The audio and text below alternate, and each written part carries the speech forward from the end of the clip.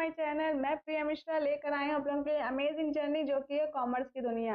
तो बच्चों इस जर्नी में हमने स्टार्ट कर दिया था अपना सेकेंड चैप्टर बिजनेस स्टडी का फॉर्म्स ऑफ बिजनेस ऑर्गेनाइजेशन। पहले वाले वीडियो में हमने सोल प्रोप्राइटरशिप को देख लिया था। आज हम देखने वाले हैं जॉइंट हिंदू फैमिली बिजनेस के बारे में। तो चलिए बिना देर करते हम अपने टॉपिक की तरफ चलते हैं। तो देखिए बच्चों, जॉइंट हिंदू फैमिली बिजनेस, तो देखिए business is governed by the Hindu succession act 1956, है ना। हिंदू लॉ में हिंदू सक्सेशन एक्ट है 1956, वो गवर्न करती है जॉइंट हिंदू फैमिली बिजनेस को, और ये सिर्फ इंडिया में होता है, ठीक है।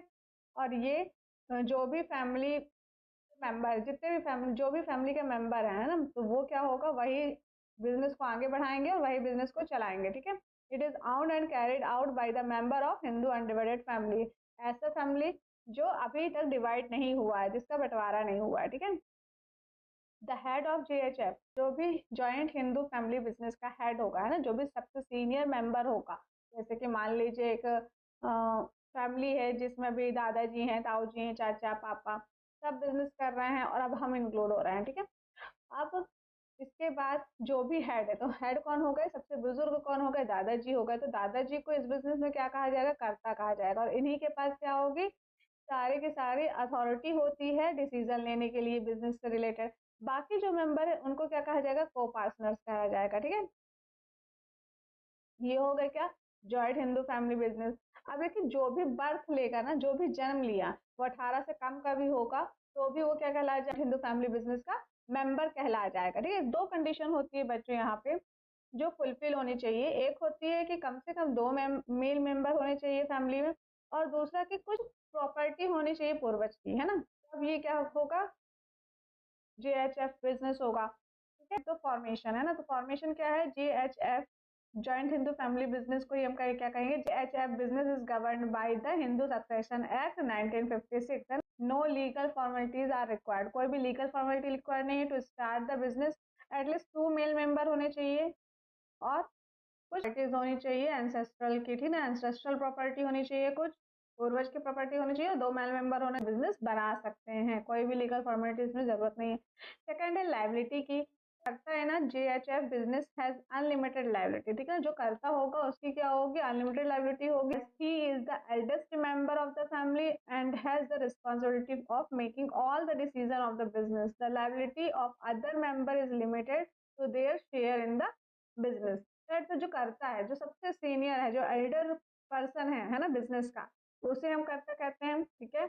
उसकी जो लाइबिलिटी होगी वो अनलिमिटेड होगी, उसके पास रिस्पॉन्सिबिलिटीज होंगी, वो डिसीजन ले सकता है। तो जो बाकी मेंबर रहेंगे उनकी लाइबिलिटी क्या रहेगी, लिमिटेड रहेगी, ठीक है, जैसा भी उनका शेयर होगा बिजनेस में।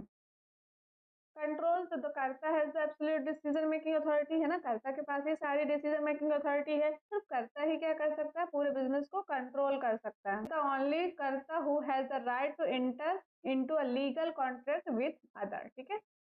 नेक्स्ट देख लेते हैं continuity. There is a continuity in JHF business, है ना। हमने क्या देखा था कि सॉल्व प्रोप्राइटरशिप में क्या है, कंटिन्यूटी नहीं रहती है ना, लैक ऑफ कंटिन्यूटी रहता है, क्योंकि अगर उसका डेथ हो गया तो क्या है, कोई और आगे नहीं चलेगा। लेकिन जो जॉइंट हिंदू फैमिली बिजनेस में क्या होगा, कर्ता के जाने के बाद जो भी बड़ा नेक्स्ट बचता है वो क्या बन जाएगा, कर्ता बन जाएगा और बिजनेस चलाने लगेगा, ठीक है। तो ये क्या है, कंटिन्यूटी रहती है इसमें। माइनर मेंबर, तो इसमें क्या होगा, जैसे ही कोई बच्चा जन्म लेता है उस फैमिली में, वो क्या कहला जाएगा, मेंबर कहला जाएगा उस बिजनेस का, ठीक है। वो बर्थ से ही क्या कहलाएगा, मेंबर कहला जाएगा। Minor can also become a member of JHF business birth in the business by birth. Clear हुआ, है ना। नंबर ऑफ मेंबर, तो नंबर ऑफ मेंबर कम से कम 2 होने चाहिए, और ज्यादा से ज्यादा की कोई लिमिट नहीं है। There the minimum number of member is 2 and there is no limit of the maximum number of member, ठीक है। 2 होने चाहिए कम से कम, और ज्यादा से ज्यादा की कोई लिमिट ही नहीं है, कितने भी हो सकते हैं, जितने मेंबर रहेंगे फैमिली में वो सब क्या है, बिजनेस के मेंबर कहलाएंगे। रजिस्ट्रेशन, तो इसमें कंपलसरी नहीं है registration, it is govern by Hindu law. चलिए अब मेरिट्स देख लेते हैं, कुछ एडवांटेज देख लेते हैं। क्विक डिसीजन मेकिंग, है ना, कर्ता के पास सारी पावर रहती है, तो वो क्या करेगा, जल्दी से अपना डिसीजन ले सकता है बिजनेस के लिए, ठीक है। द कर्ता has the power of making all the decision of the business which result is proper decision making, है ना, तुरंत डिसीजन ले सकते हैं।